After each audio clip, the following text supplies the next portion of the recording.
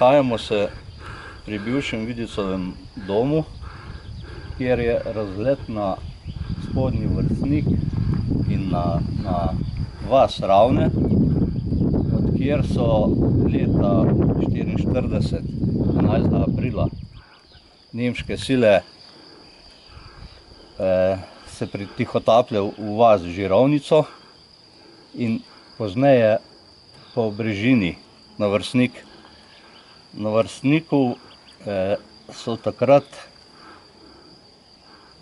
se zadrževali partizani, ranjenci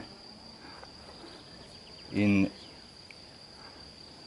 nenapovedano so napadli vas spodnji Vrstnik ter večina stanovanjskih poslopij in gospodarskih poslopij so požgali, del živine odpeljali, del pa zastrupili.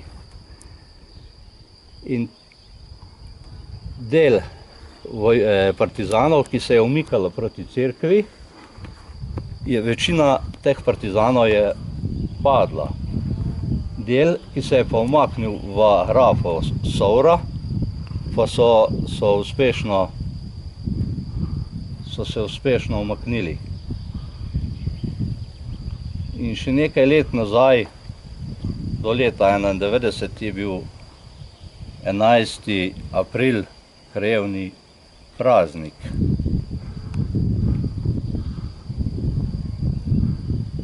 Pri cerkvi je tudi obeležje, partizansko pokopališče iz tega leta.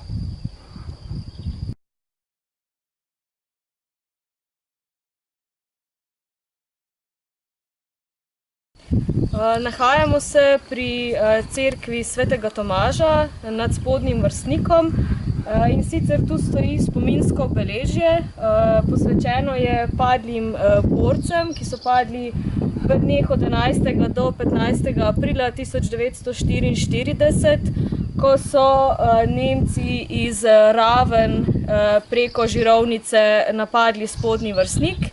Sedaj pa, če se usmerimo proti cerkvi, lahko najprej vidimo tudi spominsko obeležje namenjeno domačinom iz okolice Vrstnika, ki so padli v narodno-osvobodilni vojni ali pa so umrli v internaciji. Kar pa je zelo zanimivo, je pa to, da imamo dejansko na cerkveni zid vzidano ploščo Francu Jerebu, ki je umrl, ki je padel leta 1943. Zanimivo je pa predvsem zaradi tega, ker je v bistvu eden izmed redkih, ki pač mu je bila namenjena ta čast, saj so navadno na zidove cerkva vzidali predvsem spominske plošče oziroma nagrobnike duhovnikom. Zdaj pa, če se vrnemo še nazaj, imamo pa na teh spominskih ploščah pa napisana imena tistih, ki so padli v tej bitki od 11. do 15. aprila. V bistvu datumi so od 11. do 15. Nekaj oseb je pa neznanih.